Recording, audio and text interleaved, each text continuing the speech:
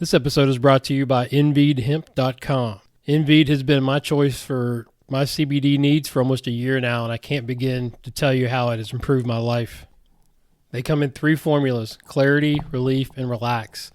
I take a Clarity drop in the morning with my coffee to get me focused, then a drop of Relief for my aches and pains and inflammation after a run or a workout. Then I do a drop of the Relax before I go to bed to help me sleep.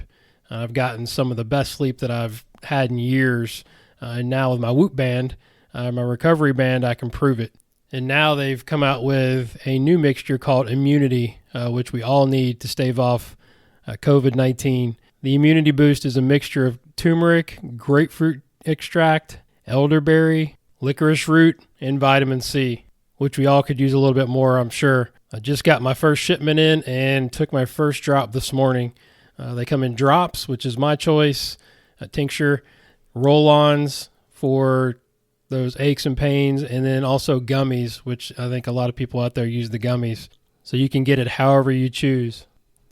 So go place your order today. Go to InVeedHemp.com and use the code GURU20 for a 20% discount for life.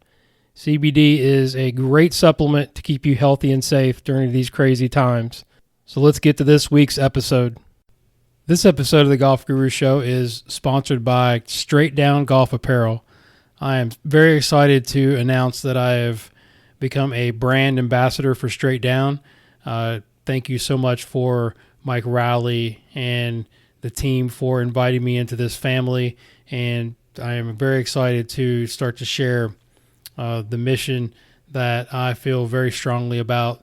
As Mike Rowley founded this Straight Down company in 1989, which started as a small t-shirt company, but shortly grew into a full-range golf and lifestyle apparel brand that is now worn by some of the top athletes in the industry and now by the Guru, which I'm super, super excited about. His love of golf translates into the products, and this stuff is awesome. I can't wait to share some of the stuff on Instagram and the videos I'm doing for Swing U and with all of you. So if you want to know more about this brand, go to straightdown.com and check it out. So let's get to this week's episode with Coach Polk Brown.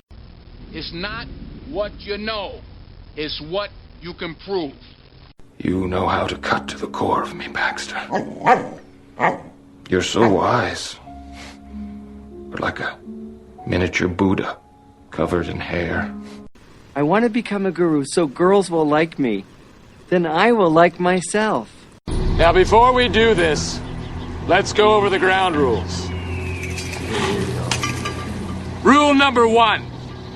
No touching of the hair or face. Of course. And that's it! Now let's do this! Are you not entertained? Are you not entertained? Is this not why you are here? What's up, everybody, and welcome to another episode of the Golf Guru Show. I am Jason Sutton, and I'm the Guru, where it is my mission to interview the top golf instruction minds in the business, or high performers in all various fields, break them down, get them to share all of their stories, best practices, and information that have made them successful, and then share it with all of you so we can grow together as coaches and as humans. Thanks again for all your support of the podcast, and make sure you download this episode and all previous episodes of the Golf Guru Show and hit that purple subscribe button so you don't miss any future shows that come your way. My guest on this episode is none other than one of the world's best biomechanists and human movement experts, Dr. Mark Bull. Dr. Bull hails from England, but now has a home base in Orlando, Florida, where he works closely with top instructor Sean Foley at Timaquan Golf and Country Club. Mark has a PhD in sport, exercise, and rehabilitation science, and is also a fully qualified PGA coach. Mark founded the Mark Bull Golf, now Bull 3D, in 2009, where he continues to develop and evolve his software, education, and philosophies, allowing him to provide the leading 3D biomechanical and sports sciences services available in golf. Mark has worked with a ton of PGA Tour, European PGA Tour major championship winners that most notably would include Justin Rose, Danny Willett, Francesco Molinari, Johnny Vegas, Oliver Fisher, and many, many more. I was joined by my special guest co-host, one of my superstar young staff instructors, Mr. Robbie Fales, as we both did a ton of research for this conversation because when you get the rare opportunity to speak to such a smart guy like Dr. Bull, you come prepared. So we were ready with questions. So get out your pad and paper because you may have to listen to this one multiple times as it's chock full of great information from one of the brightest minds in our business. As Will Hunting would say, this one will definitely blow your hair back. Thank you so much. Without further delay, let's get to our awesome conversation. Talking to friends the last few days, what a great audience you have. Enjoy. And, so excited to kind of spend some time with you guys this evening. Well, thanks so much. Yeah, and Likewise. I'll just like to welcome you. Dr. Bull, welcome to the show, and thanks so much for taking the time. I know you're a busy guy, and I'm really excited about this conversation. So welcome to the show, man. And my absolute pleasure. I mean, it's a delight to kind of spend time with you guys talking tonight. So thank you very much for the invitation. So absolute privilege. For sure. And I'm joined tonight with my co-host, sort of the maiden voyage, as we just talked about, Robbie Fales, my superstar young coach, CGA staff instructor. So welcome, Robbie. Thank you for joining us. No, thank you, Jason. This is an awesome opportunity. I'm really thankful. So Robbie and I are both, massive fans of your work, Dr. Bull, and your research. So, we've got a lot of great topics to discuss and a lot of questions to dig into. So I want to start with just taking us to a situation where you've got a new student, and we could just call him a tour player, because I know you've been fortunate to work with a lot of highly skilled players, a lot of PGA Tour and major winners. So take us through your process and what you do with a first-time student. And we want details, right? So, just give us because this is a coaching podcast. So, to help the coaches out there, we always are talking about processes and the structure of our lessons. So this would be a really good opportunity for you to kind of take us through that whole process of what you do.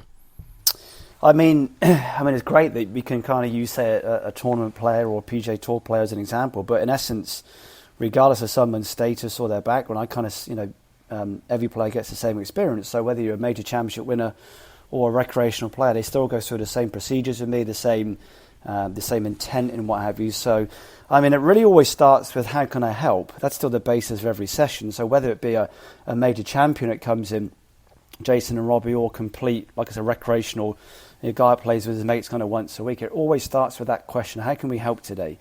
And I guess I'm in a slightly, I don't know if it's a privileged position in some ways, but I guess it really is in many ways, that very few guys come to me and say, what do you reckon?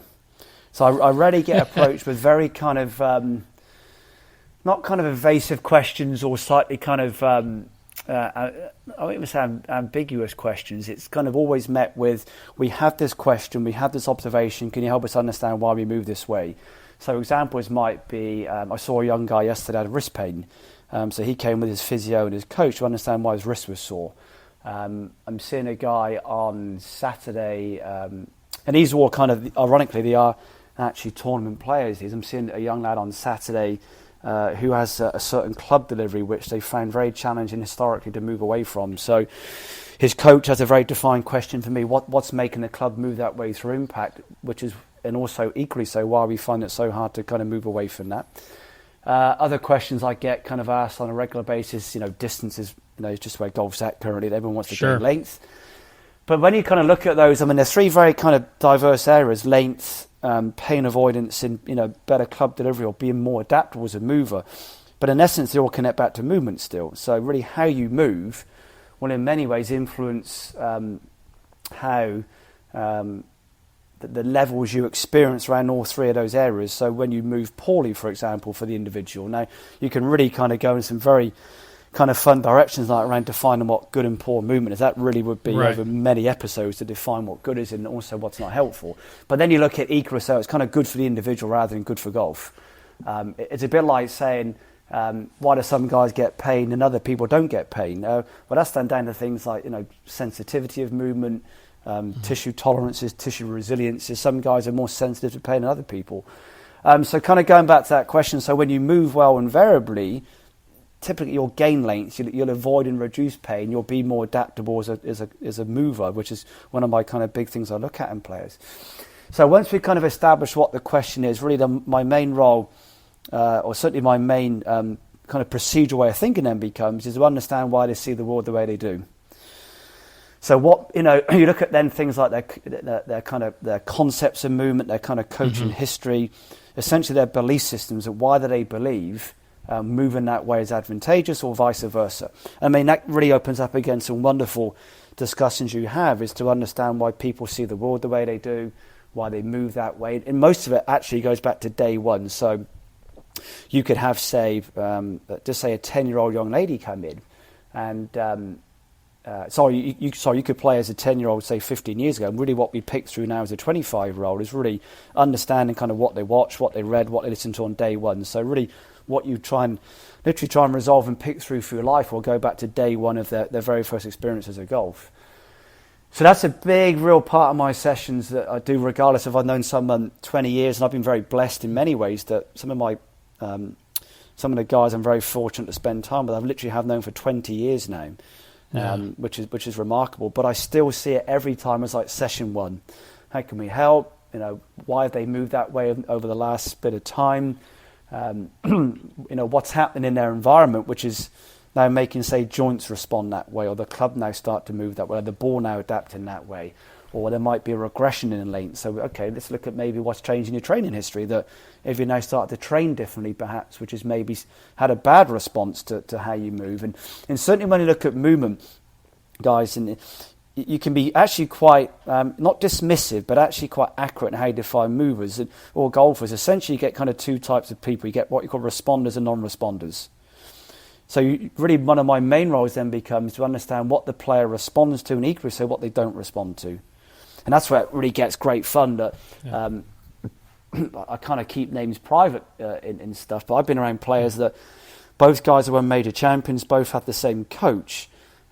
Player A needs a whole day with me because that's just how they see the planet. That's how they respond to information. They like the intellect, they like discussion.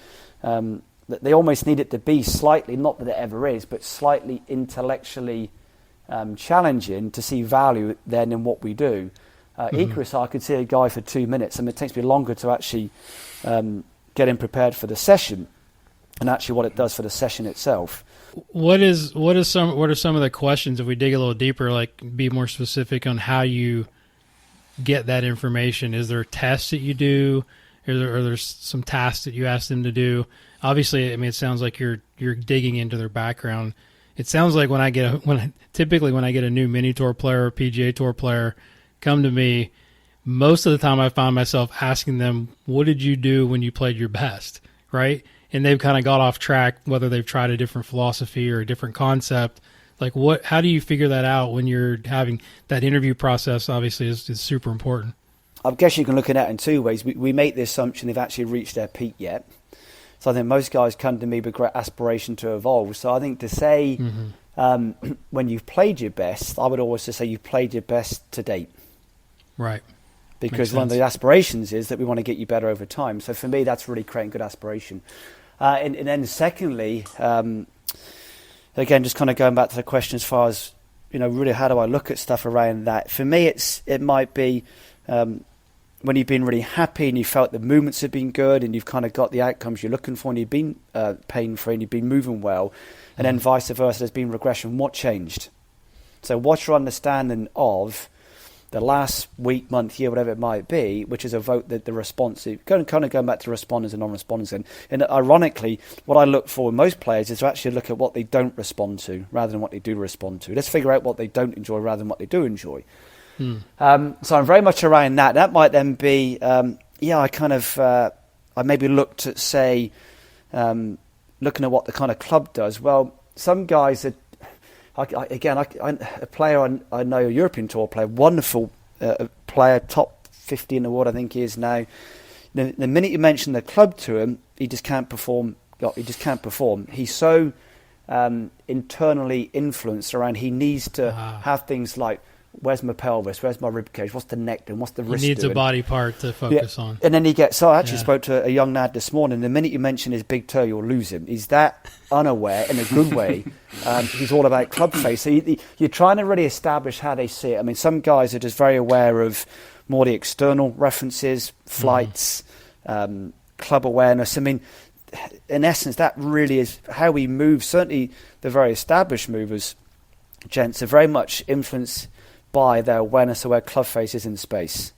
So certainly, I mean, look at rotation as a subject. You should never have to learn how to rotate, because rotation is an intuitive response to someone's GPS, their brain in many ways, that proprioception that they have of where that club face is in space. So really what I'm trying to establish, to kind of stick with your question, is almost what stimulus do they best respond to? Is it more, an example, I mean, players are never not coachable, they're often just not approachable.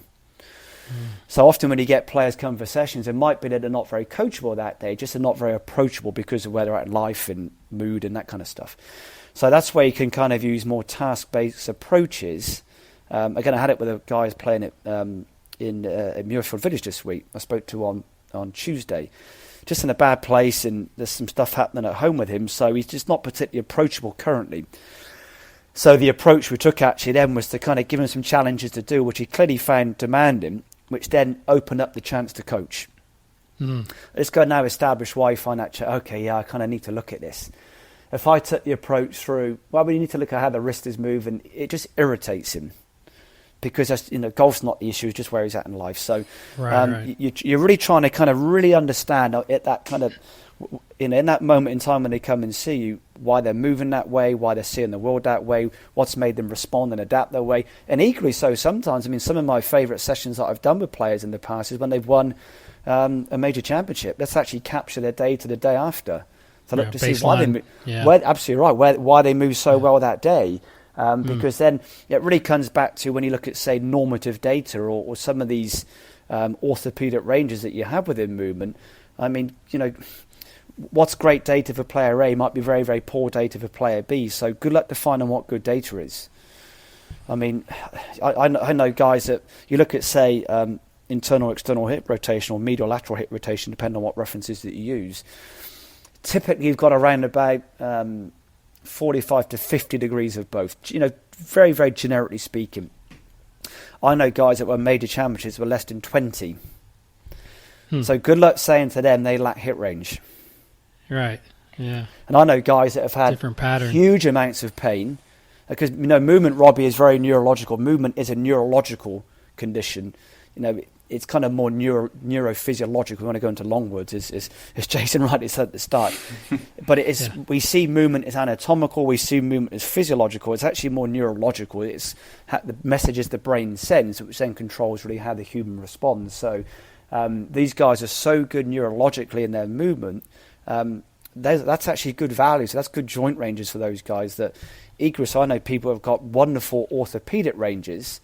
But are always in pain and can't break 80 because they don't yet have that awareness and that conceptual intellect in many ways of movement. So are you putting them on 3D like pretty quickly when you see them, or is that interview sounds like it's pretty extensive, but then you're capturing their data and their movements? Yeah, I actually use the calibration phase. Sorry, Jason, to cut you off. No, go ahead. No, good. I actually use the calibration phase to kind of ask these questions. So it's my way of kind of, as I'm preparing them and calibrating, which takes kind of 3 or 4 minutes.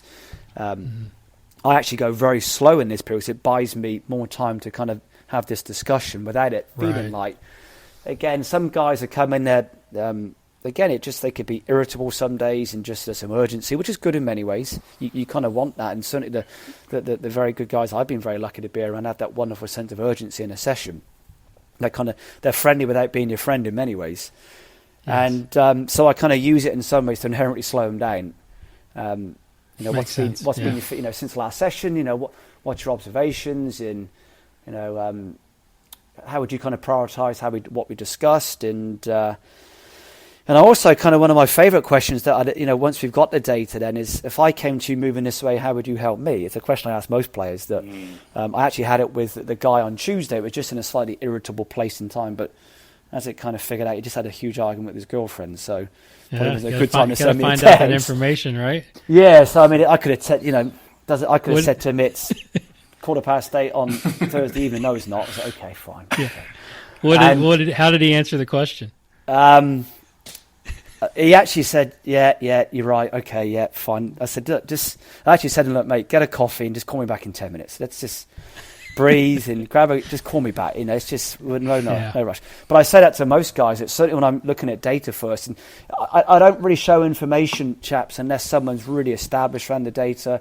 They've got good intellect. They're able to really kind of pick through again, kind of what to look at, what displays that way.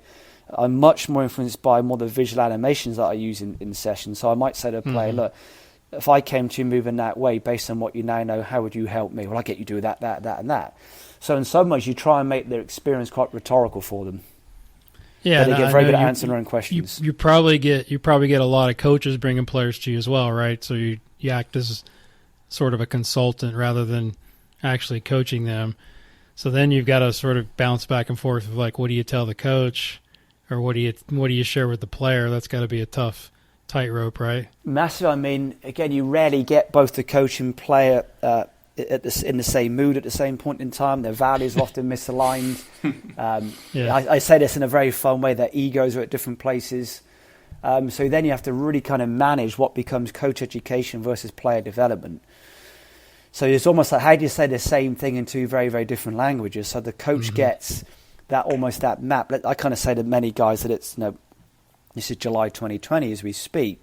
To win at Muirfield Village this week, let's get good at this, but to really evolve through 2020, let's look at these areas over here. So you try and describe it in two ways, guys, that you kind of give that player that one thing to do well that will help them win at Muirfield Village this week, or to win the Open Championship, to win the Masters.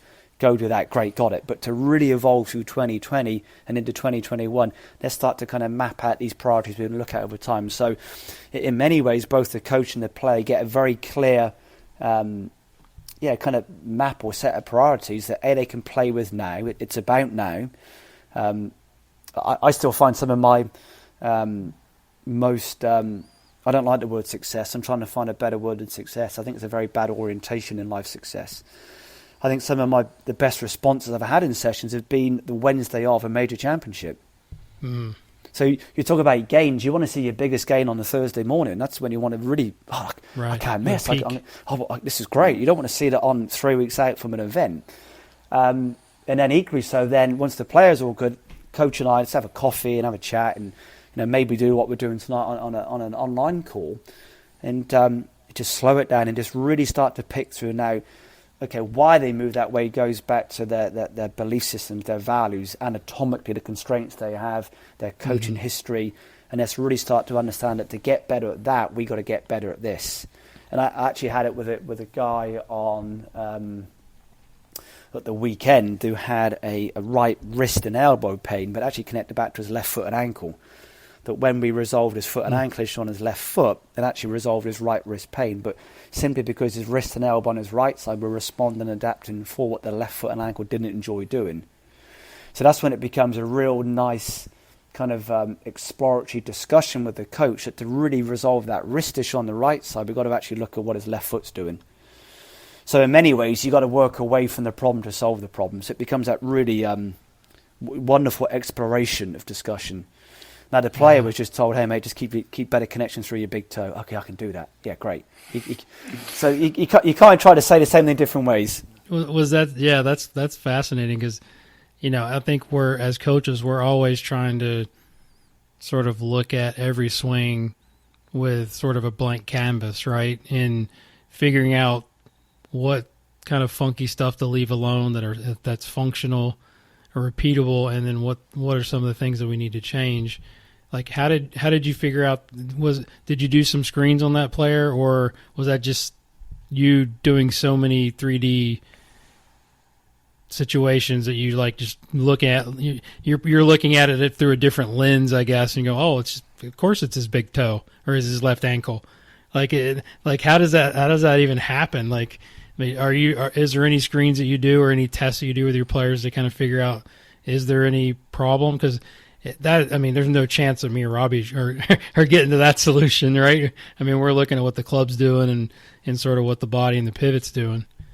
I mean, you said so much there. I think we could talk for about 2 hours now in a great way. So that's just brilliant. I mean, how many episodes do we have, guys, in this? We got all the time in the world, my man. You're just, I would just say there was one word missing there, Jason. You're just not there yet. The missing word being yet.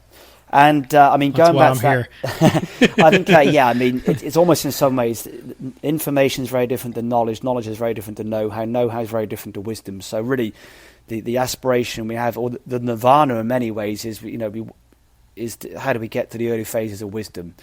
So I kind of describe it. I mean, I think every coach should aspire to kind of be almost, how do we master mastery of coaching?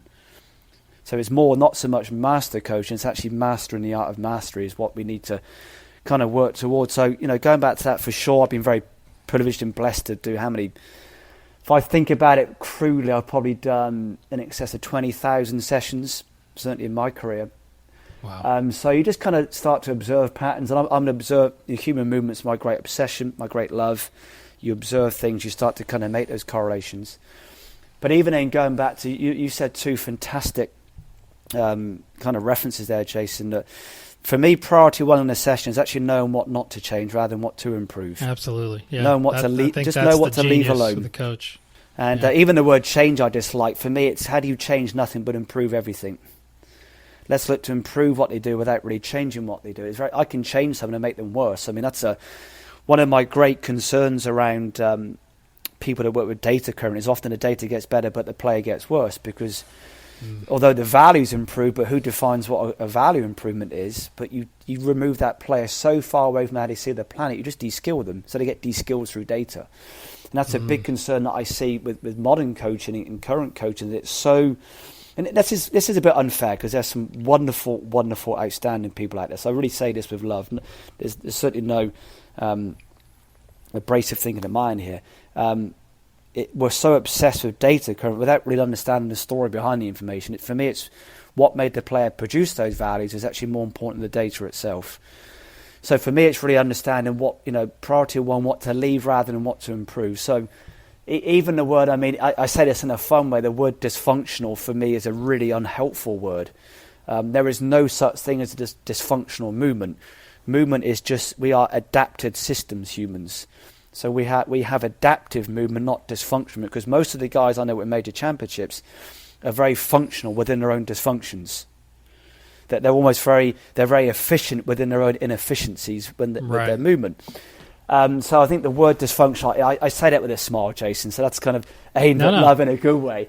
It's kind of like the word consistency, right? Yeah. And I've heard you talk about that, and that's one of the words that I hate the most about golf when people show up and say, I want to be more consistent. Consistent So, at what? I mean, you can kind of tie that in, I think, with, we just want, predictability, I think, is what you've predictable, described. Reliable, and pain-free. Absolutely. Yeah. And I think that's probably, I mean, I know it's difficult to answer that question, but that's sort of the indicator that we're looking for, right? When we look at something that might not look conforming to what we think in 2D, it's like, all right, is it predictable? Is it producing the functionality that we want for the ball flight or the club delivery? I mean, I know it's difficult to answer that, but it's can actually you speak on that a little bit? I mean, talk about that a little bit. I think it's fascinating. I've heard you talk on a couple other shows about that, and I totally agree. I mean, we can kind of look at that in two ways. I mean, you look at just, say, motor control and motor function in humans, we're simply not that good that we can reproduce the same movement twice in succession. Can you say that a little louder? Yeah, sorry. Yeah. No, I'm just saying for all the students that might tune in, like that's what drives us crazy, right? When you start involving things like gravity and the fact the world is moving, it says a lot. That even when we're standing still, we're still moving because the planet. Amazing, we can actually hit the ball and stand up massively. So the idea of standing still is simply not true. We have something called postural sway, which is how we interact with gravity because the planet is moving still, and. So, just basic motor control means we cannot reproduce the same movement twice in succession. So variability was originally seen by some as being quite erroneous. It's an errorful thing to be variable. But the very, very skilled players, the very advanced players, are very predictable within their variability. They can still predict what happens and still very reliable with what happens, but a very variable movement. And it was actually discovered by a Russian back in the 1920s called Nikolai Bernstein, who kind of devised the phrase repetition without repetition. How do you repeat the task but without repeating the movement?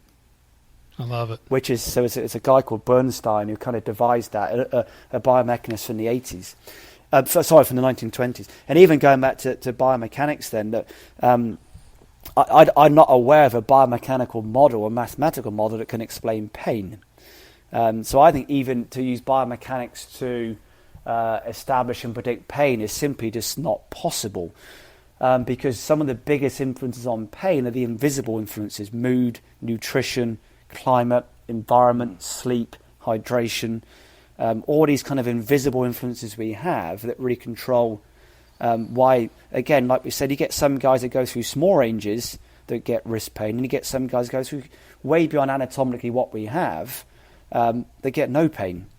So trying to use, and I actually made a post about this on Instagram last week about the things I've got wrong in the last 12 months.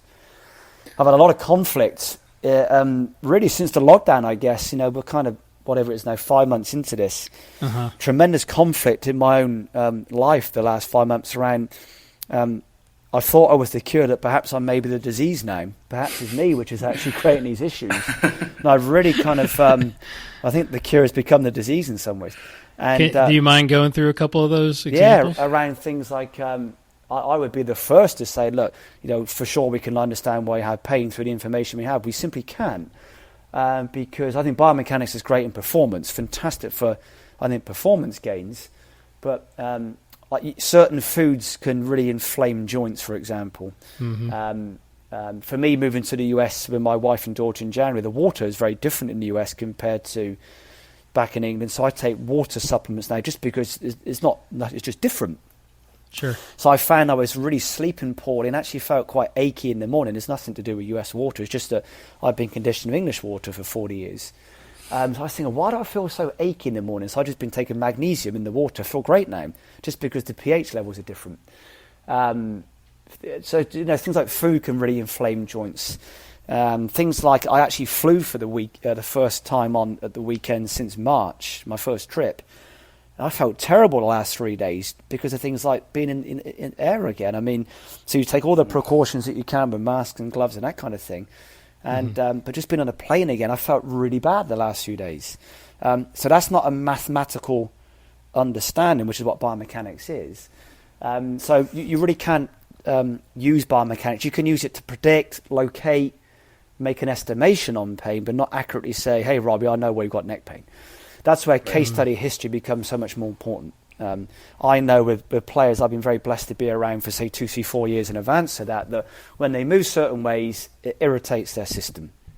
Equally so, when they move that way, they're pain-free. Great. So we now understand that player better. So that was one. Another example I would use around, trying to think what I said now last week. I had a question. Yes, Robbie. First of all, I thought it was an awesome post. The one that I really want to ask you about was actually number one. You said changing how the pelvis moves. Invariably in the past, I would always adjust the pelvis as it sat with historical proximal distal sequencing theories. However, the pelvis is essentially always adapting to imbalances elsewhere. Therefore, changing how the pelvis moves is in essence taking away what makes the movement work. And the reason why I wanted to ask that is just because I know in my coaching, especially, I look a lot at the pelvis. I look a lot how really the joints and the ankles and the feet have an effect on the pelvis. And I mean, I could tell you there's a really, really high degree of instances in my sessions where I'm looking at the pelvis. So, as a coach, I guess when you see someone as smart as you, who's as well versed as you, when you hear something like that really flies in the face of what I do every day, I just want to see if you could expand on that. I mean, two areas in particular that, again, let's just go back to, I kind of define life now as kind of pre-COVID and post-COVID. So we're in that kind of COVID generation currently, unfortunately.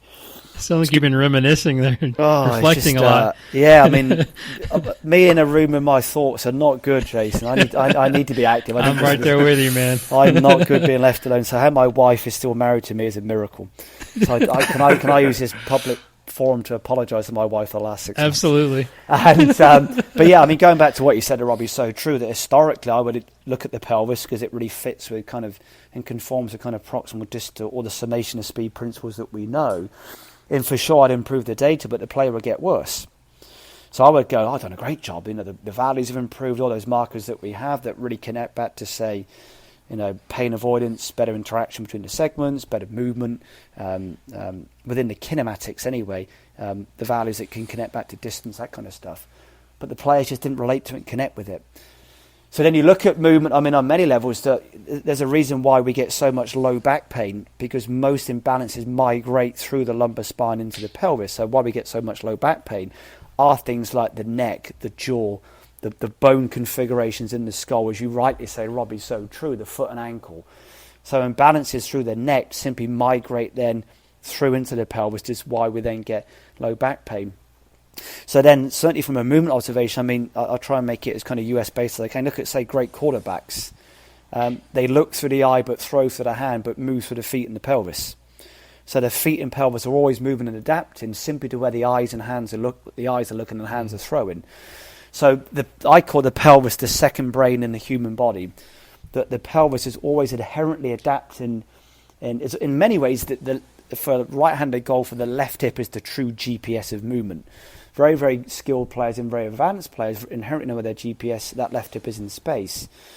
So they're using that GPS, always adapting, always using that pelvis to adapt to essentially hand and eye awareness. Their inherent awareness of where the club face is in space. So if they know, how do I get to impact from top to back, so when the clubs here, the hands are there, they adapt through their pelvis as a way of establishing and finding club delivery. So really what the pelvis is displaying is how they're adapting, how they're adjusting for their inherent awareness of where hands and club are in space.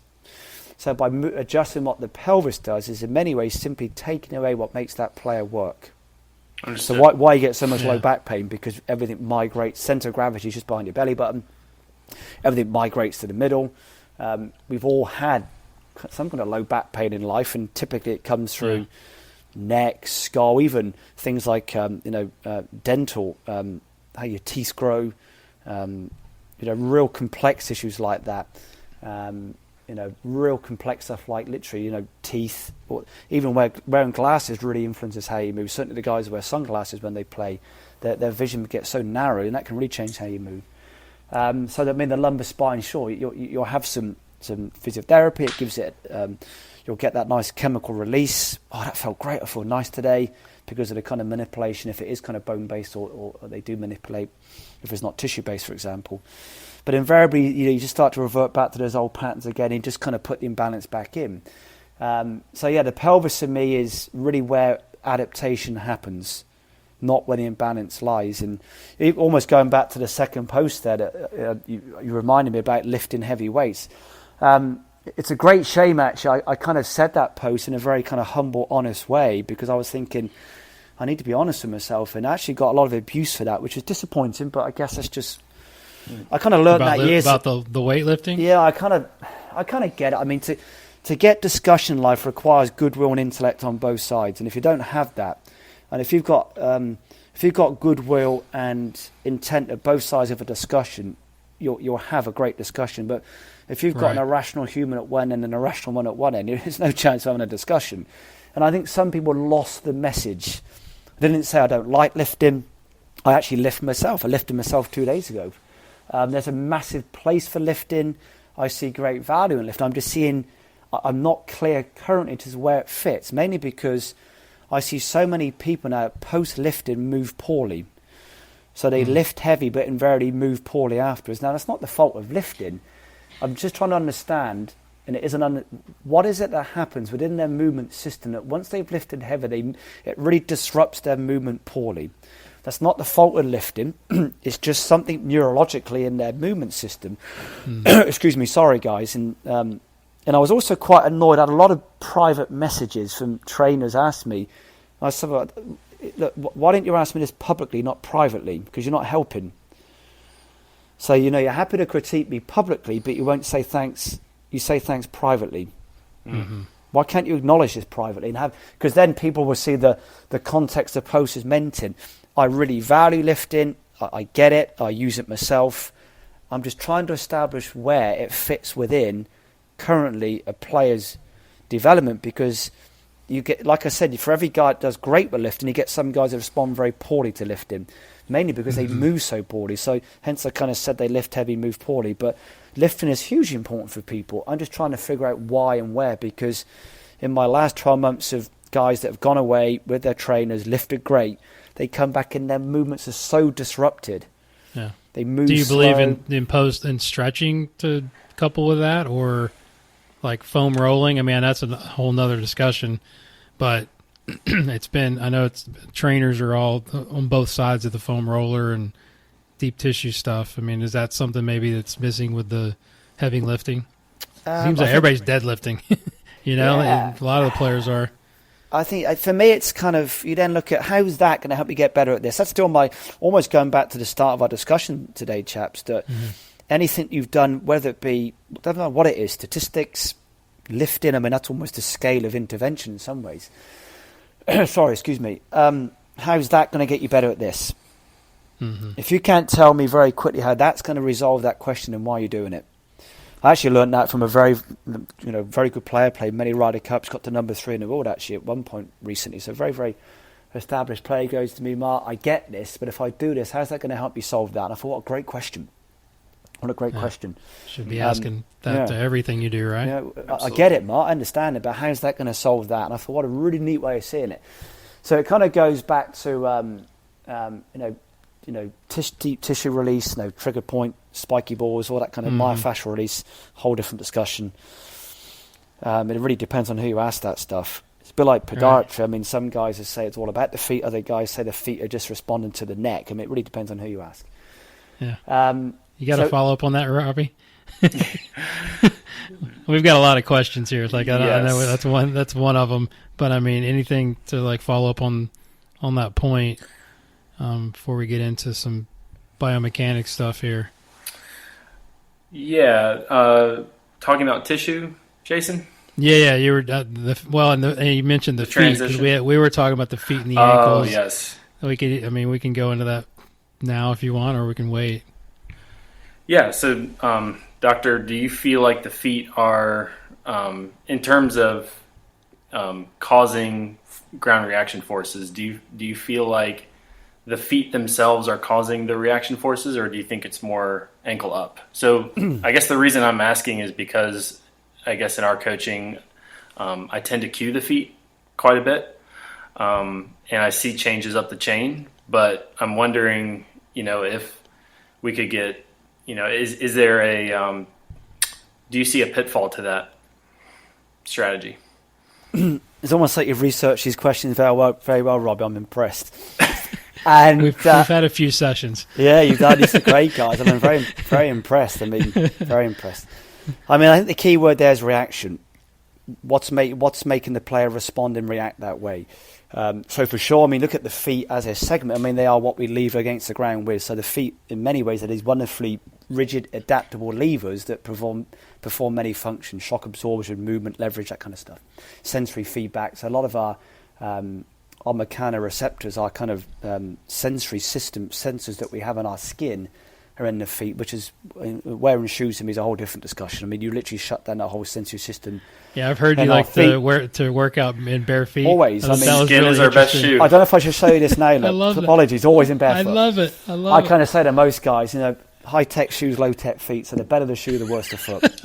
Our best shoe is skin. So if you can, for me, Zola Budd. I mean, those that remember the '84 Olympics in Mary Decker, Zola Budd got it right, one in bare feet. Anyway, that's shoes are a different question. So going back to your question there, Robbie, that for sure that when you look at, say, ground reaction forces, understanding what's the player doing to respond and react that way. So for sure the feet are the lever system that we have that we leverage against the ground with to produce then those reaction forces that we see on screen. But it's a much, much bigger question and to understand why the feet are having to adapt and react that way. For me, still, the biggest, without looking at things like intent, perception, movement expectation, all those non-tangible influences. And someone actually asked me this the other day that, they were trying to kind of push the kinetic discussion around, what moves the club. I said, well, what moves the club is intent. What are you attempting to do? That's what moves the club. So intent is what happens first within the hierarchy of movement. Force is what happens last. I mean, the force is the tangible side of intent in some ways, or the visible side of intent. So to understand kinetics, you first need to understand intent and expectation and perception, and they're called affordances and constraints and conventions. They're the things that really control how we move, which is what then produces a force. So for me, the biggest segment that still controls what the feet do are the hands. The hands, for me, control every human movement.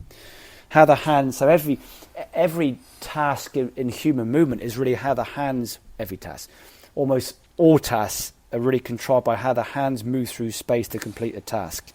So even say kicking a soccer ball at home or kicking a ball in NFL, the hands still move through space. They're best allowed the feet to move that way.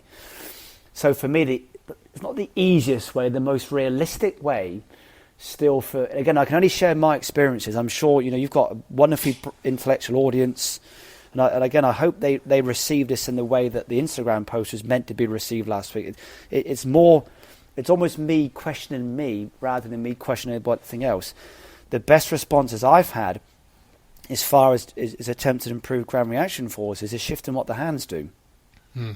Because if I said, hey, Robbie, can you pick up the phone for me? The hands move through space to pick up the phone. Now, I'm sat down currently. So if I said, I've actually got a glass of water to my side, if I went to pick up that water, my hands move through space, so therefore my wrist now moves into ulnar deviation. Because of that, the wrist flexes. The wrist flexion and ulnar deviation creates supination in the forearm. The elbow extends. My arm then moves into horizontal adduction. My spine then moves into lateral flexion. That's movement. But the actual intent was, the task was pick up the cup. My hands are moving through space to complete that task.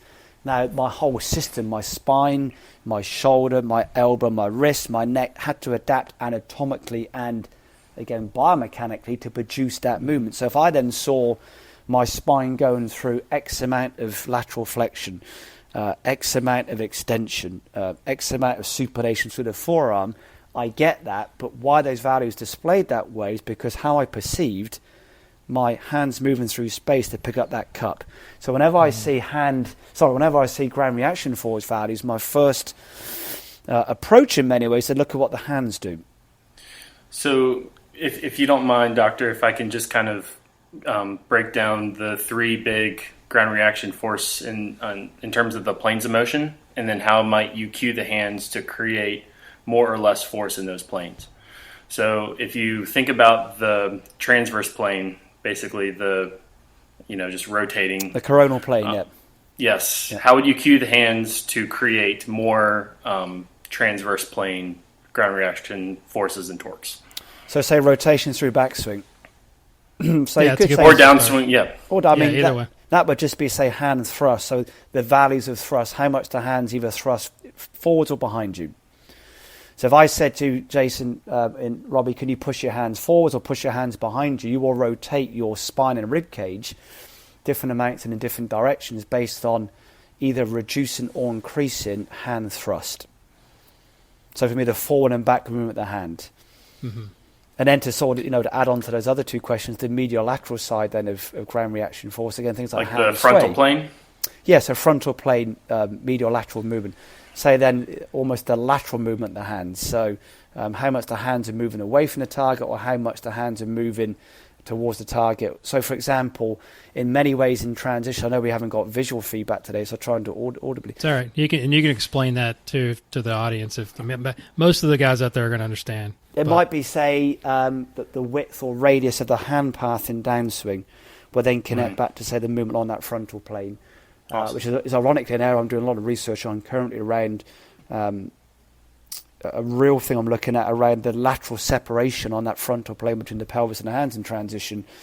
There's some pretty clear associations to then certainly the distances that I see. So guys that are more powerful and less powerful, there's quite clear values currently around the amount of separation produced laterally between hands and pelvis in transition. And also the biggest separation the hands and pelvis have in that frontal plane in transition also really connects back to things like lead arm adduction. Adduction happens in response to a movement, not, hey, can you adduct the lead arm? It's like every movement, it's responding to something. And then, for example, the vertical forces would be things like hand elevation or hand depression through downswing. Looking at the low point of the hands, at what point they elevate, the rate they elevate, and the path they elevate on will then connect back to that. So, I mean, playing with hand position, even then going back to wrist state, I mean, I say this with... That leads me into my next question. I want to know, like, with all the players you've tested, because we have, John Sinclair is a good friend of ours. We've got a lot of 3D data out there. Great. What have you found with what the good players do as far as their wrist positions and movements and how they control the club face? Because that's what's going to help coaches out there the most right now is like how can you get people to change the face properly, as we always say, with flexion, extension, and radial and ulnar deviation. So what have you found in your data? To change the face or improve the face? Just anyone, but I mean, what we want to know, obviously, is everybody wants to know, like, what are the good players doing versus the poor players, right? So that would be a good starting point. I would say kind of good movers rather than good players. I mean, for me, it's kind of good movers rather than good players, because they are very, very different. Going back, I don't know John, but I know a lot of my friends have said he's wonderful guy, and so it's kind of nice to hear that. I've yet to meet John, but a lot of guys I know him and said he's extremely good, which is great to hear. For me, it's kind of an intellectual failure to look at what the wrist orientation or the wrist orientations without understanding the hand position. So what controls, you look at it to be very precise, so the wrist is a joint and the hand is a segment. Okay, the hand is made up of many segments, the knuckles, the fingers. We won't go into too much anatomy for this today, but so obviously there's many joints in the hand, but the hand is essentially a segment and the wrist is in essence a joint. So really what controls the wrist orientation, and then equally so the forearm pronation and supination is how the hands move through space. So the direction the hands move in will in essence influence hugely what orientation the wrist produces. So without understanding the hand position, so the positional data of the hands, for me, intellectually, you cannot make a call then on what the wrist is doing. So to really understand, again, we're talking about the kinematics now, not the kinetics. The kinetics are a whole different discussion. Right. My area of research is kinematics. Kinetics isn't my thing. Not dismissing it. It's hugely important. I'm more around movement in human movement rather than the kinetics. So, but huge appreciation for it.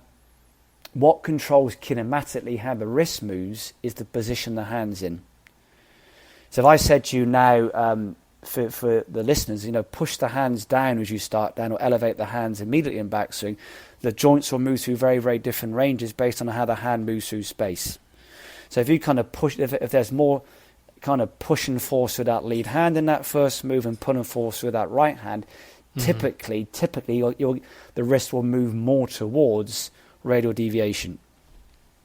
If you simply elevate the hands in that first move, it will remain, assuming you're in that position at address, again, so allowing for how they hold it and the values at address, allowing for that, there'd be less movement towards radial deviation in those wrists. So if you just looked at, say, players that had, say, the wrist orientation values and tried to make a call on how they're moving based on that, without understanding what direction the hands have moved on, for me, you cannot make an intellectual call on the wrist values that we have. Equally so around pronation and supination. I mean, this is just day one of intrinsic biomechanics. What controls how the forearm rotates is what the wrist does. So when the wrist goes into extension and radial deviation, the radius inherently and intrinsically pronates, and vice versa when you get flexion with ulnar deviation. We get supination. So for sure you can rotate the forearm obviously independently as well. But the wrist is a wonderfully...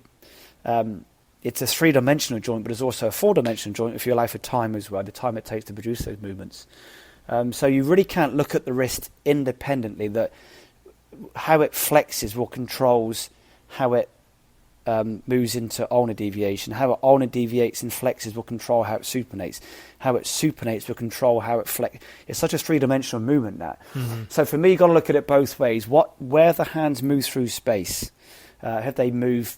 I mean, to answer your question the best I can, I've yet to see, and this needs a bit of thought, but so apologies for the listeners that are a lot more alert than I am this evening. I've yet to see a very established player at the start of backswing whose hands don't move downwards and towards the ball. I've just never seen it. Now, it doesn't mean people don't do it. I just mean I've not had the pleasure of testing them. Say that again. On the backswing, we're going on the backswing. Start of backswing. I've never seen anyone whose hands don't move downwards. The lead hand, this is.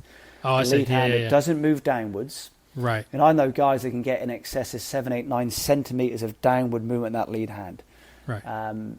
At the start of backswing, and also don't thrust slightly towards the ball. Now, I'm sure you've got a wonderful audience, great intellect, and rightly so. They're showing me somewhere, not show me, provide the data. Visual feedback just creates confusion, that, unfortunately. But give me actual numerical values. I would love to see it, because it helps me evolve. I've just yet to have the pleasure of ever testing someone, certainly an established player, that moves that way. So for me, that then really starts to explain then why the wrist as a joint responds and behaves the way it does. Why do you start to see those values? Because the direction the hands are moving in. Interesting. That'd be one common one. Equally so, how much the hands elevate in advance of impact, so where the low point of the hands are in relation to impact. So I can kind of see Robbie rehearsing that movement there. But very good, by the way, Robbie. The hands quite actively elevate through impact. So the low point's way in advance. That's another kind of fairly good reference you see. Mm-hmm. It's unusual to see someone, again, these are accepted philosophies now, and this is where some of the research around kinetics has been so helpful. And, huge appreciation to obviously many of the researchers that have done this. The hands don't thrust forwards typically in transition, certainly relative to their backswing path. It's unusual to see that. But the area of research I'm looking at currently really goes back to the hand position in that frontal plane, Robbie, as you mentioned, to the pelvis. Call it sway. We'll call it a sway value just to keep it clean for your listeners. In the very powerful guys that I've certainly retrospectively looked at, when you look over all these, I'm very blessed to have how many 200 and something tour players. I was going to ask you how big your database is. Recreational players about 20,000. Tour players on the European and PGA Tour over 200. I've been very blessed to work with currently, is it 10 or 11 major champions? So not I'm into that in any way, but I've been very fortunate to spend time with some pretty cool people, and equally so just the most wonderful coaches. The reason I'm in the US, my wife and my daughter moved is because of Sean Fodo. Sean. Right. I know you're how do I start to thank Sean and I? Just being, unbelievably kind and helpful to my family on every level. So I really couldn't know where to start to thank Sean. So equally around all these kind of coaches, what I've looked at retrospectively, as I do in also in live sessions, is the sway value, if you want to call it that, the handle on the front relative to the pelvis, is becoming quite evident to me now that guys that have, for example, large adduction values, and also the timing of the adduction when it adducts. Even adduction itself isn't that important, chaps. It's how they produce adduction is far more important. So the actual adduction value is not that important. It's actually more important how they produce it. So how are they producing it? Would you say the better players, the better movers? I got to work on my language. Better movers, and more through that. There's a very, very clear lateral separation between the pelvis and hand in transition. It's not strictly true, this, but again, we'll keep it clean. So please forgive me for my kind of slightly kind of ambivalent way of describing this. The hands the hands move away from the target in transition, but the pelvis moves towards it. That lateral separation creates then the rotational myofascial spiral in the system, which then in essence creates adduction. Loading the fourth accumulator, right? Yeah, it allows the rib cage to then rotate independently. So me and Robbie were just talking about that prior to this conversation, because that was the golf machine. Yeah, well, just your what was it? Instagram post, Robbie, that you were reading talking to about me. The transitional, the myofascial, and the transition piece. Machines are great, but they break eventually. So that would be my kind of response to. And I love that book. I think it's a cool book. Everyone should have that. No, I know. It just, but that's how us teachers kind of relate to that. But do you want to ask him that question, Robbie? Was there a question, or I thought it was interesting how you described transition, and go ahead if you want to jump in there. About it was a long, the one we talked about before we got on here about about the stretch. I'm slightly scared, guys. You've researched me very well tonight, so I need to. This we is don't play disturbing. around, man. This you guys are very good. This is disturbing. I can't seem to find it. I can't seem to find it, but let's see if how well I could do just off the cuff. Talking about the myofascial behavior around the lead shoulder and the external kinetics. Yeah, so I kind of made that post. Again, it's a great shame. I wish people saw these posts of what they really are, but unfortunately they look at what's not in it rather than what is in it, which is a great shame because you're only trying to help. And I really referenced that. I said this is about the kinematics, it's about the myofascial connections. We're not acknowledging the huge influence of kinetics. And then I got a ton of abuse around not mentioning kinetics. I was like, read the post. I mean, I'm a huge fan of that. I hugely appreciate it. Acknowledge it's really helped me evolve as a consultant. That I'm discussing simply the kinematics and the fascial connections, but they saw it as it's a shame with Instagram. I mean, and I will answer the question in a second. It's a great shame with stuff like Instagram that they try and tell you what they know. They try and use complex theories and try and tell you how smart they are. It just then reveals what they don't know. How lack of intellect they do have, and actually, they don't know who they're talking to. Apparently, like, I never said that. I didn't say that. Look at it. I just said it from a myofascial connection. But anyway, so that wonderful spiral we have, Robbie, as far as the connective tissue around the kind of posterior scapula into that kind of lead arm into the rib cage, as you say. Then the idea fascially that everything connects to everything. So the big toe influences the eyebrow. That's one of the fascial connections we have, and that's actually true. That one of the glue, if you want to call it that, the kind of soft tissue connection that we have, one of those big connections starts in the big toe, finishes in the eyebrow. So when your toes move, your eyebrows move. That's the reality of movement.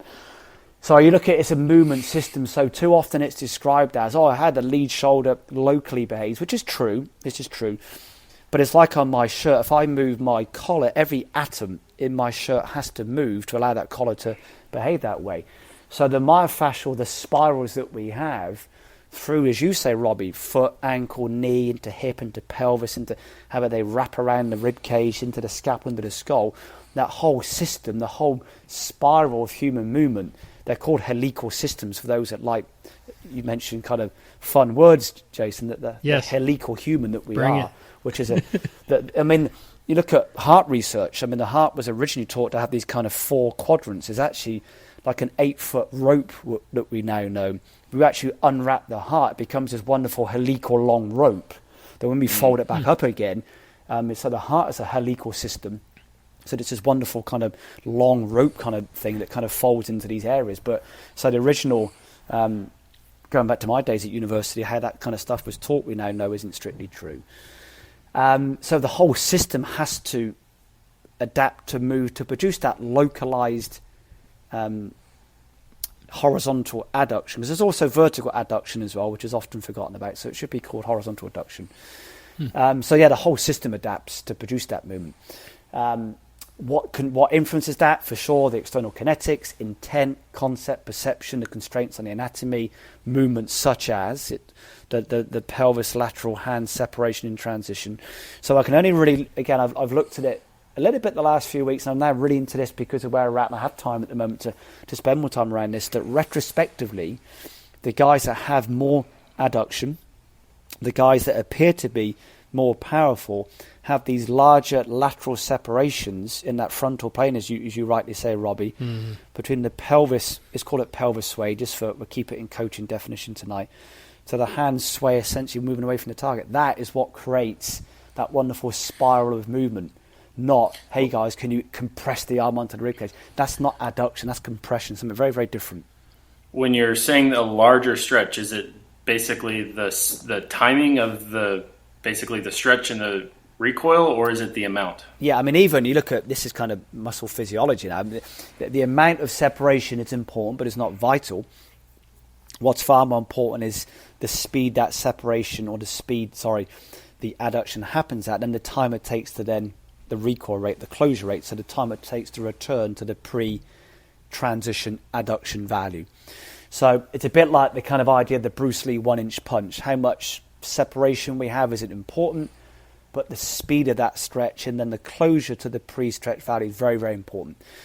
To be very precise, the important part is the speed of adduction. That's when the motor neurons really excite the fibers in the muscle to then contract and behave that way. So again, it goes back to neurological movements again, how quickly those tissues respond and behave and how fast those kind of messages are sent. In many ways, excite and control how fast those muscle fibers then respond and behave. Have you seen a correlation with intent on having greater speed and recoil of that adduction versus not? I mean, if you look at the hierarchy of movement, force probably comes number 6 on why we move the way we do. Number 1's intent. Intention. What are you trying to do? Yeah. How would you pick up that cup on your desk for me, Robbie? That's always intent. And then, so the hierarchy then becomes, from intent we then get perception, what it means to you to pick up the cup. Perception is controlled by expectation, what you expect to happen when you do it. And then we look at the constraints placed upon us, so the constraints of the human, the constraints of the environment, the constraints of the task. So if it's on a desk, you can't pick it up from the bottom. You then have what you call movement affordances. So affordances are what the available options to us. What controls affordances are what we call movement conventions. Conventions are historically how I've picked up the cup. So once we have that kind of that hierarchy of intent, perception, expectation, affordance, constraint, convention, we then move in such a way to produce a force. So force, again, rightly so, and it's great. I mean, I say this as a fan, so please, I hope I get no abuse for not dismissing force because it's so important. But before you can even look at any force value, any force measurement, you need to look at the hierarchy of what they've done in movement to produce that value. What is their intent? What's their belief system? What's their expectation of movement? What's their perception of the task? What are the constraints placed upon them? Going back to things like if you've got a lead foot which lives in a very supinated, inverted position. So when you look at it, say in transition, intrinsically the lead foot and ankle will move towards supination and inversion. But if it lives in that position, and the hips then being held in external rotation, it makes movement through that lead foot very challenging downswing. They will then find a way of adapting to move around that adaptation. The way they adapt is then why they produce the forces that they do. So without really understanding why that force is displaying that way, well, it goes back to how they move around that foot constraint. So why you get the wrist movement, the pelvis movement, which we kind of discussed a lot so far this evening, and why you get the force values that you have is because it's how they've perceived the way of moving around that foot constraint. So if anyone starts talking about the force moves that way, well, I get that, but it's only responding to the constraints placed upon them. So talk a little bit about foot flare. Like you talk about foot position. Is that advantageous to moving the pelvis in a certain way? I mean, it seems, I know it's kind of sexy in our teaching circles, and I teach it, and I'm a big fan of foot flare, but I want to know, is it actually scientifically advantageous and why? Massive. Still the most intuitive way of establishing foot placement is to jump in the air and land. The kind of fight or flight approach. If you say to someone, I'm using some very bad words now, so I apologise. The best foot placement. It should be very intuitive, but we'll kind of keep it fairly low level tonight. Just jump as hard as you can and land. Where your feet land are really that inherent kind of foot placement they like. That's fantastic. Anatomically, the feet like about 15 degrees of external rotation. So allowing for all things foot shape, things like flat feet, higher arches, allowing for all those imbalances that are so important on movement. So we just have to allow for someone saying, do you know what, their feet are pretty much how kind of mum and dad made them to be, which is hopefully quite good. About 15 degrees of external rotation through both feet. Equally so, then I kind of call the feet a bit like tripods. You've kind of got 3 main connection points on the feet: the calcaneus, the heel, the big toe and little toe. So when you stand at address, in essence, you've got equal pressure across those 3 connection points on the foot. So then you look at, say, how the feet move through backs. It's one of those wonderful, again, going back to what you were saying, Robbie, earlier in our discussion today, that is it the hip that controls the foot, or is it the foot that controls the hip? But they kind of influence each other. So when you start seeing, say, and we're talking very localized now, we're not looking, remember, it's a movement system, humans, not joints and muscles. We are, in essence, one muscle that lives in 642 different pockets.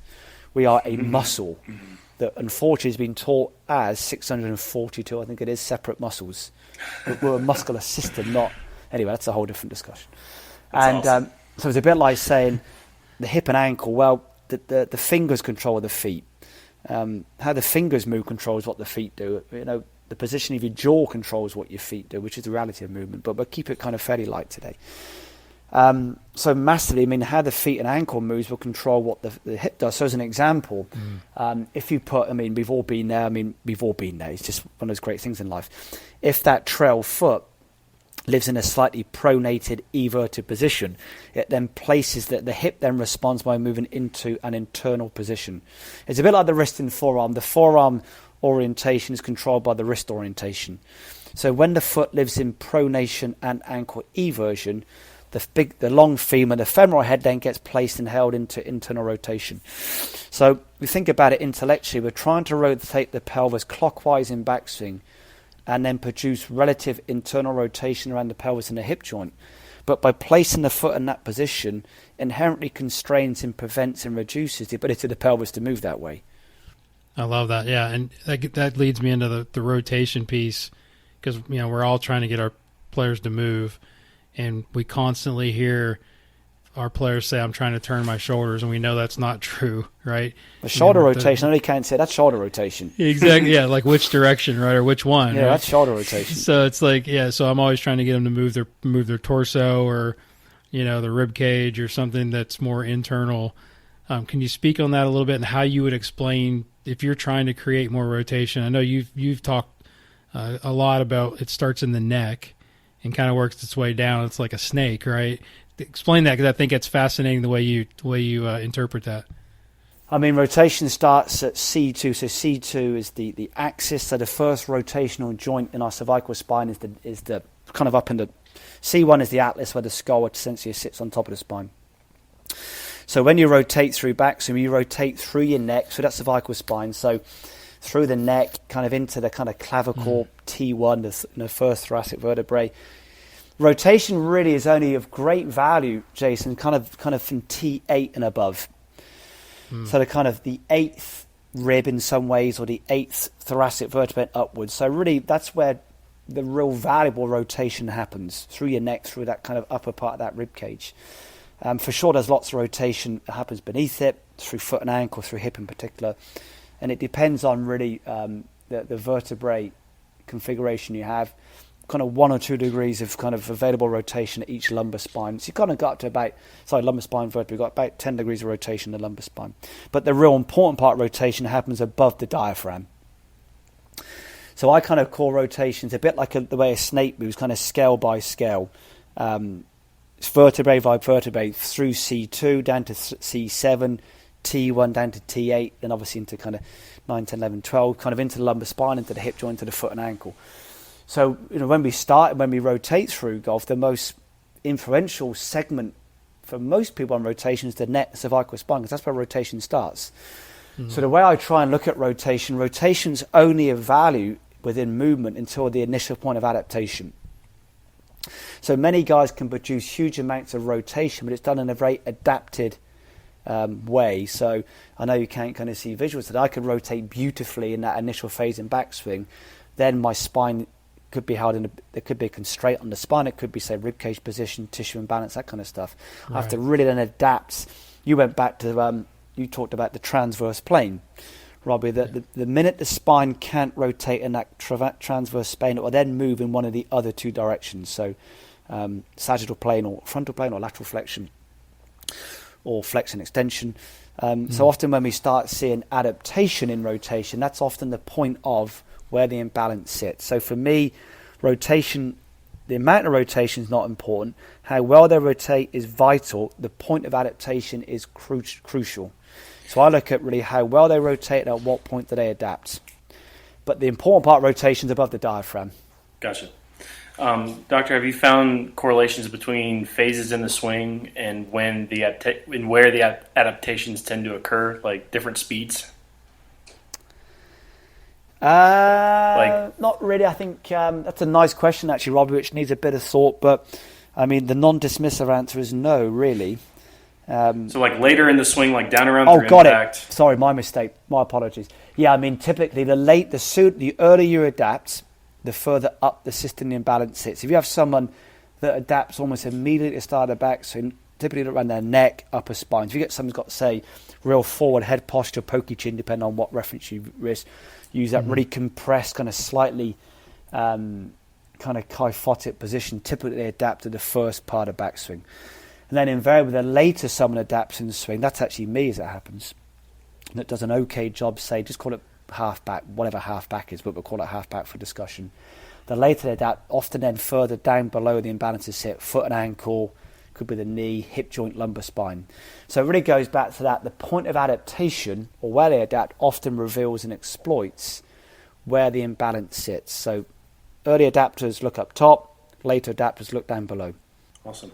One that continues to that I continue to think about is just in your decision making process. When would you ever anticipate a potential injury for, like, would you ever make a change basically anticipating an injury, and where do you find that decision weighs in on their current adaptability? Change or improvement again?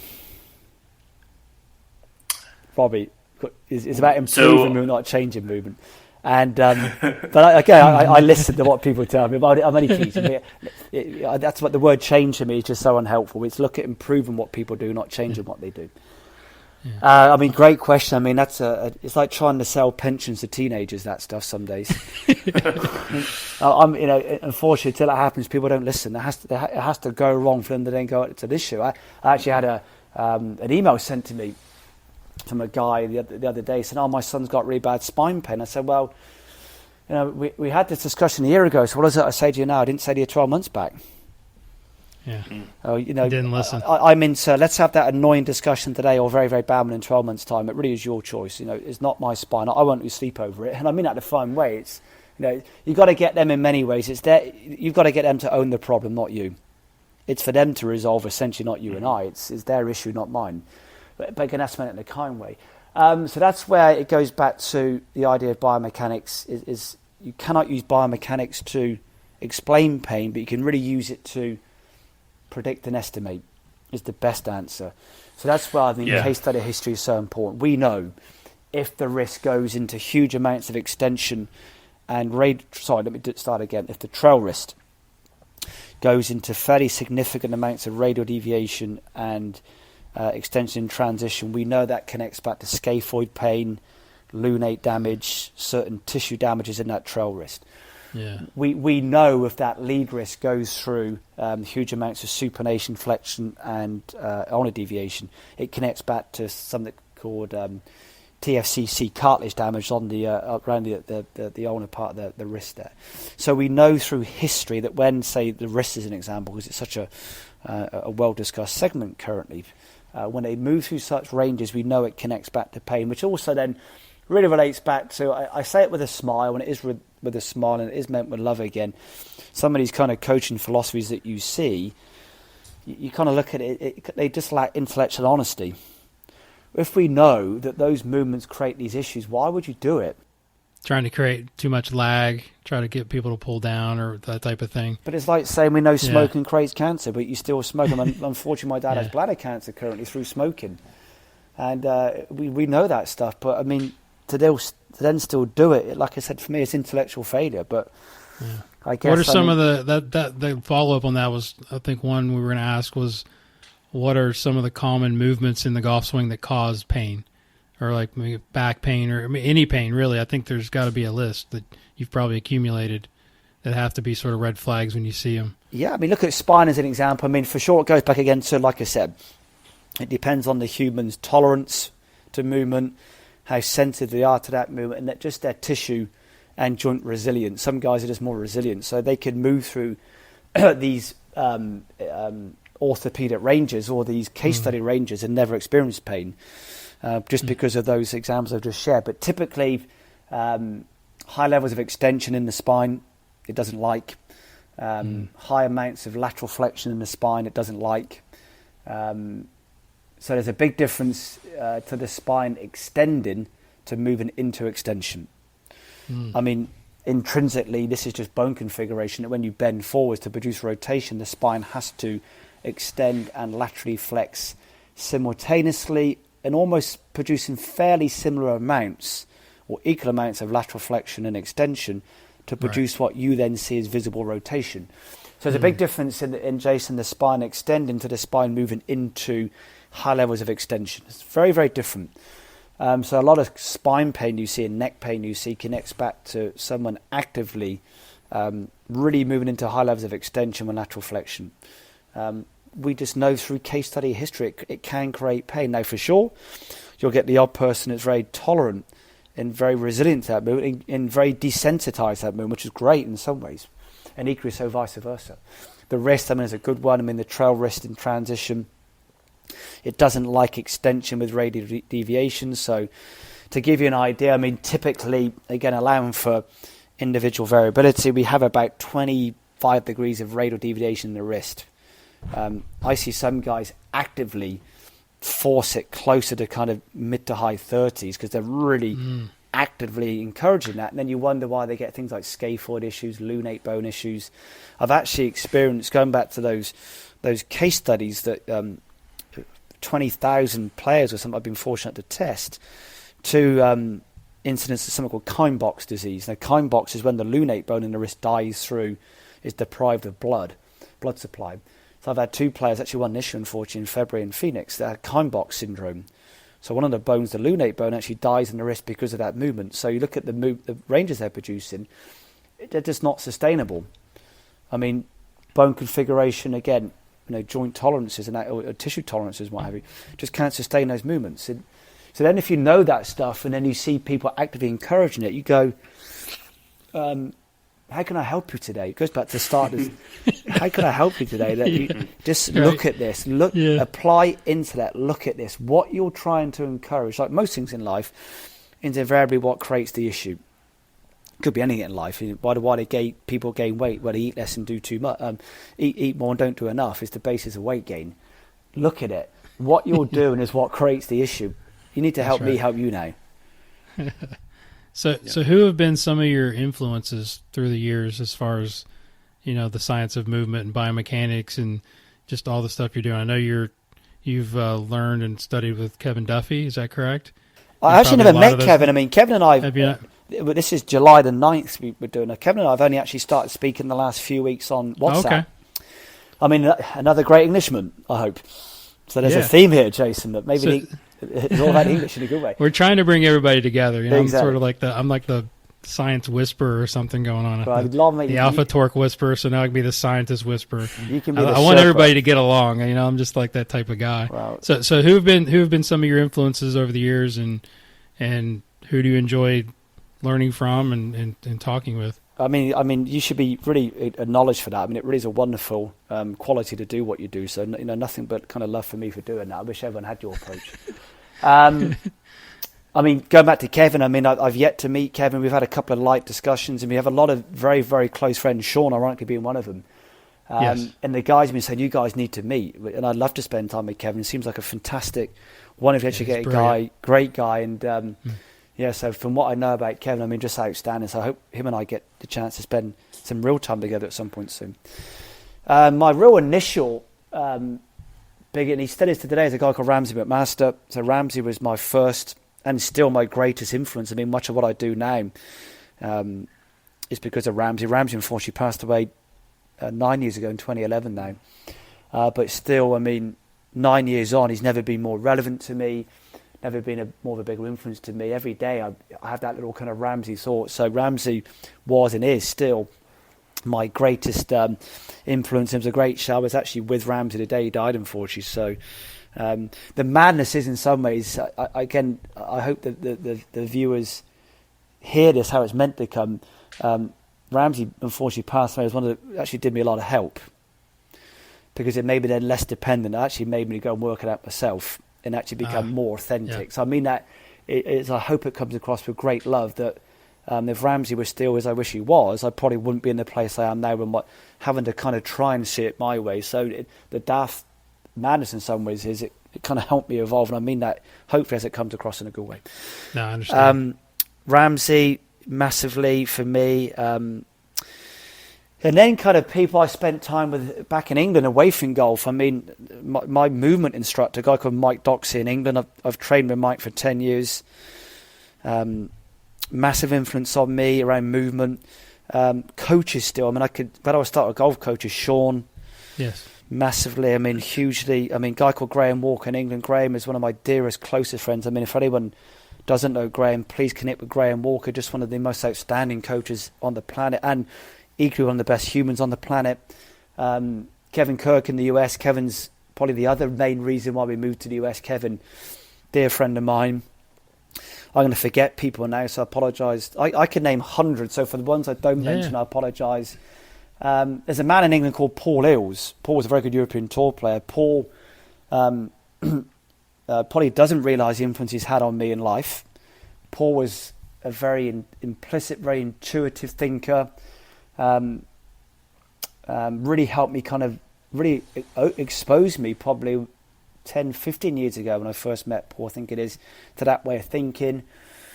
Yes, there's some really diverse guys. Sean, Graham, Kevin, Martin Joyce in Australia, Neil Matthews in Wales.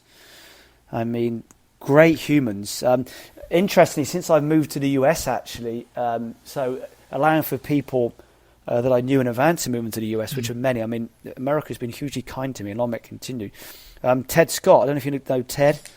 Bubba's Academy. Ted has been. I cannot start to thank Ted enough for the help he's given my family since we moved out in January. I mean, the most wonderful human, the most wonderful spirit, Ted. So cannot thank Ted enough for what he's done for me, and so kind, and I mean beyond kind. So we have a mutual friend, Matt Wilson. Oh, Matt! I mean, that I reached out to when he connected both of us, which I'm thankful for, and he he gave me a couple of the questions early on about your process, and Matt, because I know you guys have worked together. Yeah, absolutely, great young coach. And now at Baltusrol, I mean, I love Matt. I mean, what a thinker. I mean, I always kind of have a headache when I finish talking to Matt in a good way because he asks me so many questions, but I love that. Yeah. I mean, Matt just wanted... You got a new one now on your hands. Or two people. And so many guys. But I mean, I would encourage anyone, I've mentioned all those names there. I mean, please spend time with them. And I apologise to the guys I've forgotten. I'm tired tonight. I've actually got a sore throat, but nothing to worry about, I hope. It's just... it's been great. I think my daughter has a slight kind of summer cold. That's what we hope it is. Nothing more than that. So apologies for my slight tiredness this evening. So many people, and but still my biggest, don't know what it is the man in the mirror. He's the guy that inspires me the most every day. I like to look experience, right? I mean, the man in the mirror. Like you said, your mentor passing away has sort of forced you to learn through experience and through all the, like you said, that's what we do as coaches, right? I mean, unfortunately, trauma, if you're not learning it when you're busy, then you're not paying attention, as I always say. Yeah, I mean, a lot of good stuff can come from trauma, and I wish that I know, and I wish Ramsey was here every day. I mean, I have nothing but sadness for Ramsey. But equally so, it kind of made me evolve and go, do you know what, I have to do it now. And, success leaves clues, as you say. History leaves clues in life, for sure. That's absolutely right. Success leaves clues in life, and we don't look Robbie, at history. Robbie, you got anything else you want to cover before we wrap? I don't know how far we want to get down the rabbit hole, but the one question I had was on biofeedback. What are your current thoughts on it? Again, biofeedback could have... I think I placed it in an Instagram post last week. And again, I made a post about this sometime this year, again, which people didn't see it for what it was. My response, my question to me was, and it's a question to me, I'm seeing less people... you look at... Let me start again. I start that question, answer very poorly. You look at movement in two ways. You have something called movement awareness and movement accuracy. You can divide movement to two ways. Can we improve their awareness of movement, and can we improve the accuracy of movement? Typically, biofeedback is used for movement awareness. I'm more aware of how the pelvis moves. I'm more aware of what the neck does. But normally when you improve movement awareness, you lose movement accuracy, essentially club face awareness. And then vice versa, gents, when you improve movement awareness, the club face, for example, you lose movement when you improve movement accuracy of the club face, you lose movement awareness where the pelvis is. So I think it's being very, very precise around what's the objective behind biofeedback. My challenge with biofeedback is it's very, very good on small segments. It's very good on slow movement segments, the pelvis, for example. But because of things like latency, system delays and tolerances, is not very good on things like hands and wrists. The hands are moving too fast that, computer processor speeds and just system latency cannot accurately represent things like wrist orientation through feedback. Biofeedback is just another form of constraint that we can use on the human. What I was seeing is that I see many guys that can change the awareness of how they move, but the retention to feedback then becomes very low. It creates a distraction in some players. I see less people. It kind of goes back to responders and non-responders. I'm seeing less people, not all people. There's some people that love biofeedback. So again, it comes back to when I do these posts, please read them accurately. I'm not saying it doesn't work. I'm just seeing it work for less now. So for me, I think I still get more sustained accuracy of feedback from visual feedback, which goes back to perception. You don't look through your eye, you look through your brain. The eyes just project images onto the brain, so the idea of using your eyes to look isn't true. We actually look through your brain, not the eye. So it's the idea of hand-eye coordination. To move, we have to perceive. So perception still comes mainly through visual feedback. So I get more. So I actually have a lot of visual-based functionalities in my system that use in real time. A lot of real-time feedback functions that I use that I just get a lot more sustainable improvement with. So I'm just seeing less response, less sustainability, less accuracy. When you use biofeedback, the system you go slow as a human because you're suddenly aware. When you add thought, you inherently go slow. The system slows down. I'm just seeing less good responses to biofeadback. Equally so, it can be very, very good. Certainly if you're looking at, say, rehab of pain, movement awareness, really helping someone's how they scale movement. Very good for that. I was irritated that day. It's a story behind that. I'll leave you on one. I was these emails I was receiving, how biofeedback changes movement. It doesn't change movement. It doesn't do that. So for me, it was some of the words that were being used in some of these, whatever you want to call it, campaigns to sell biofeedback. I think it's just so wrong. It's so wrong. How people learn through biofeedback. Well, you make the assumption they do learn through biofeedback. And I get it's great selling. I get it's commercial language, but it doesn't help. So that I was irritated that day with me. So it's me again. Have I gone from being the cure to the disease, perhaps? So it's just one of my irritating moods. You're just self-aware, man, and you're honest. I mean, I think that's the main thing. Well, I'll let you decide that, not me. So. Anything else, Robbie, you want to cover? Do I have time for one more? So absolutely, yeah. And I was gonna, if you had time for a couple of self-development ones, I wanted to throw a couple at them as well. You mentioned how thought makes the system slow down. I think I've heard you say before that thought destabilizes the system. Also, things such as movement nirvana would be movement of the body, stillness of the mind. Have you? You boys are well read, Robbie. I'm very impressed. What was that? You in my bushes I saw last night? Yes, it was. Yeah, it was. What types of, I don't want to call them drills, but what kind of exercises, what kind of tasks do you find induce movement nirvana in your coaching? So movement nirvana is that, for me, it's how do you get stillness in mind but active in the body, because most people are very inactive in their body and overactive in their thinking, especially with the COVID, unfortunate, the real, tough times that most of us are in currently. So for me, it's that, being, how do we remove thought, not add thought, but become this wonderfully intuitive mover, this elastic system that we are. So that's kind of what we aspire to be. kind of removing thought. But then you look at it, it's knowing what thoughts to keep, which thoughts to remove. Some thoughts are very good in life, so removing thoughts not always a good thing. But still be very active in the way we move. So that's for me my nirvana in life, is to have this wonderful stillness. Is I think the kind of contemporary phrase is kind of meditation, or what's it called, mindfulness. Sorry. Yeah. Which is great. I mean, if it helps people, then for good. The reality is that's a way of life. You don't just go and meditate, and to meditate. From what I've been to India many times through work, and my brother lived there for some time. That's a way of life, that stuff. You don't just sit in the room quietly and do things. But do you know what? If it helps you, brilliant. Good for you. So for me, that's a real... the way of life is to get to that very, very quiet brain, the stillness of thought, but this wonderful movement system. Because most of us are the opposite. Like the three of us are sat down now thinking. The complete opposite of movement nirvana for me. We're not moving, and speech is thought, if you think about it, and thought is still thought because there's movement through the brain. So we're still moving. Kind of goes back to being sat still was still a form of movement, if you think about it in realism. So that's kind of, we do too much of this stuff.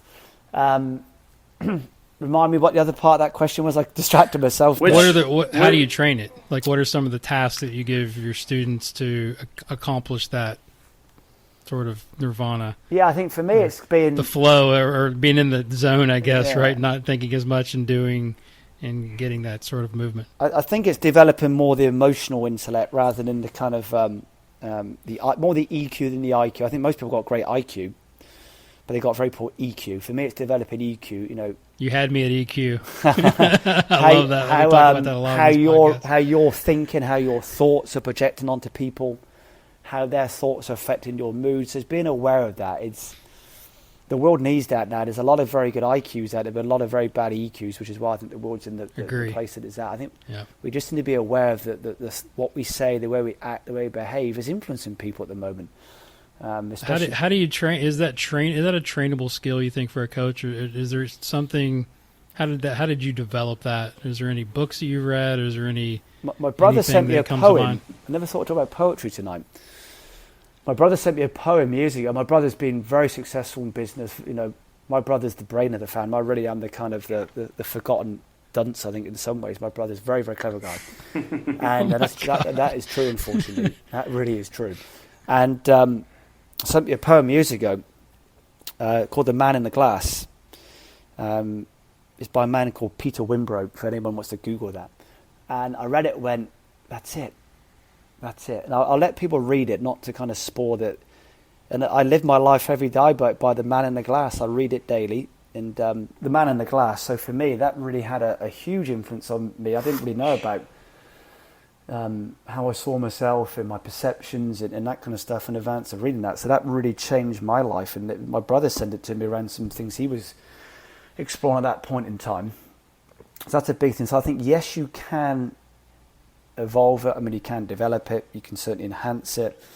I just think that's where the world's at the moment, is that people are more concerned about the information they have rather than the know-how, that well-being, that EQ again. It's a big thing for me. Yeah. So that's a big, big thing. And it's something which I try and spend most of my time daily being very aware of, that really how my behaviours, my... not even so much what I say, but kind of more when I say it, how I say it, really influences how people move again. So, speech is a form of movement. Going back to movement once again, we're moving air through our lungs, and our lips are moving, and there's activity in our brain. It's still a form of movement. And so I'm very aware of how my EQ, or at least I hope I have some EQ, just then helps stillness in my brain, activity in my body, that kind of stuff. Because we are, like I said, the opposite currently. We're sat down thinking, the complete opposite of what we should aspire to be. That's awesome. You got a couple more minutes for a couple of personal development questions? All right. So I think, we all love success, and, we get to the highest peak of whatever we're doing. But I think what we learn most from is our failures, right? So do you have a failure or a favorite failure in your life that sets you up for later success that you could share with us? Yeah, I guess is whether you perceive it as failure or just part of the cycle of life in some ways.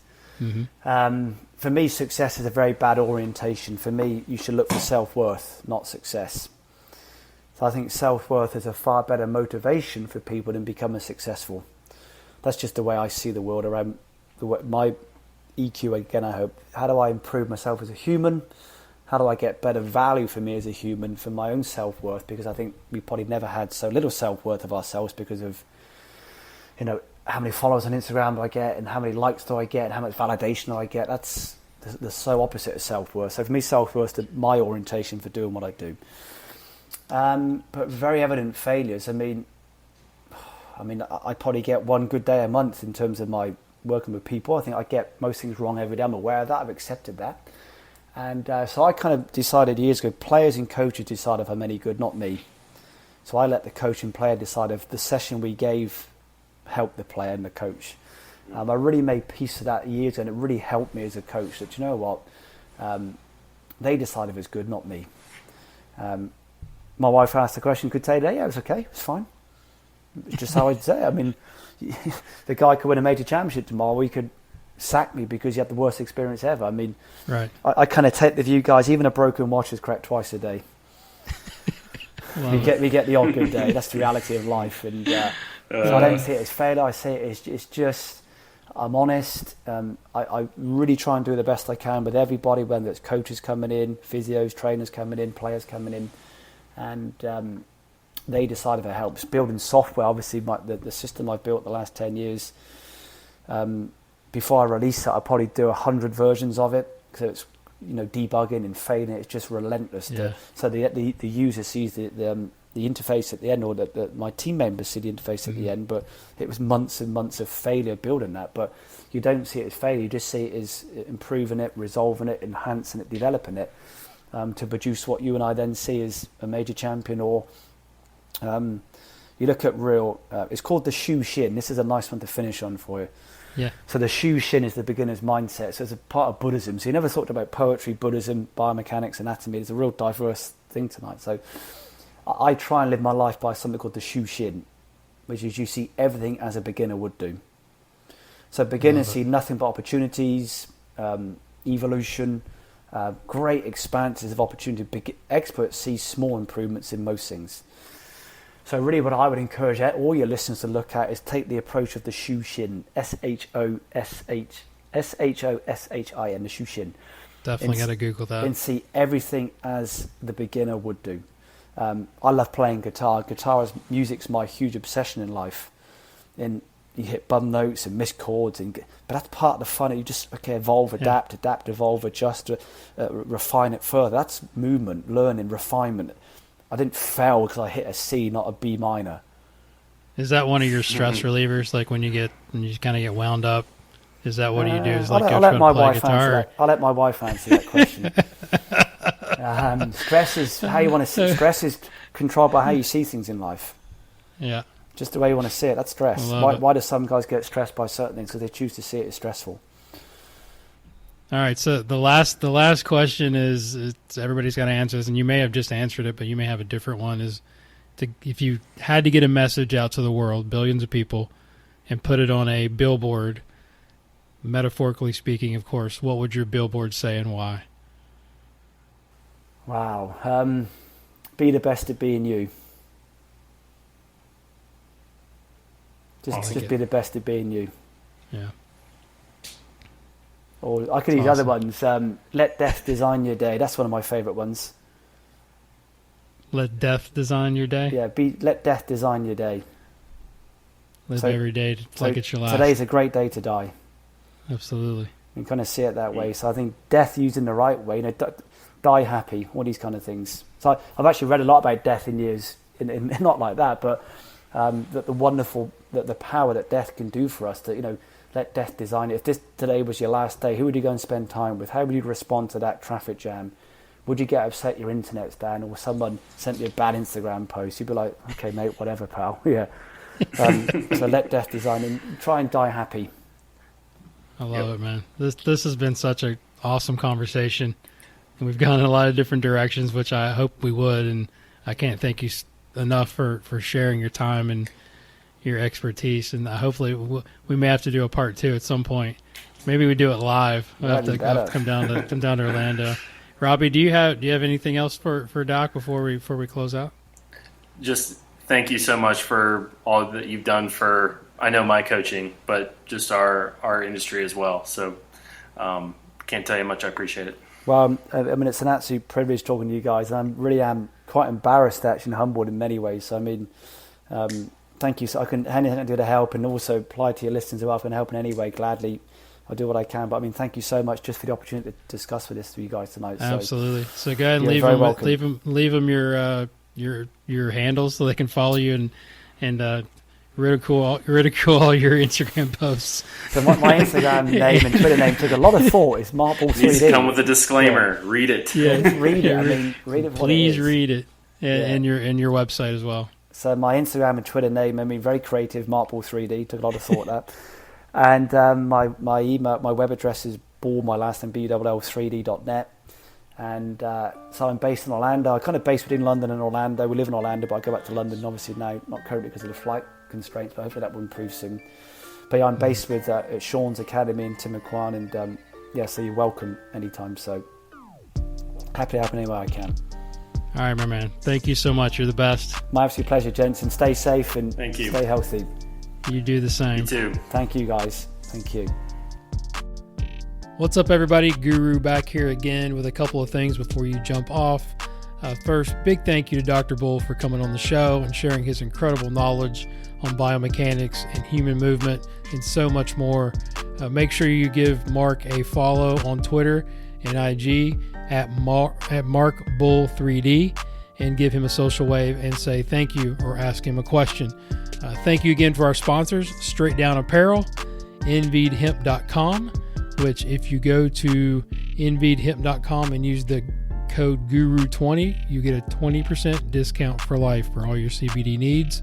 And also thank you to Swing U, my marketing team, and the one that developed the app. So make sure you go to the App Store and download the Golf Guru app as well for all that golf information for all you players and coaches out there.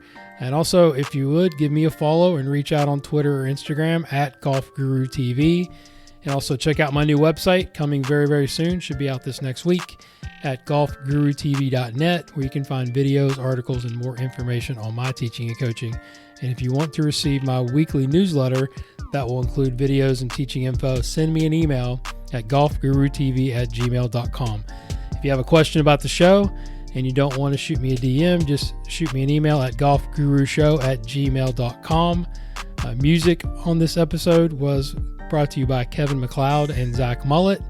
And as I always leave you with, study, practice, teach, and then pass it on. Thanks so much for listening. I'll talk to you next time.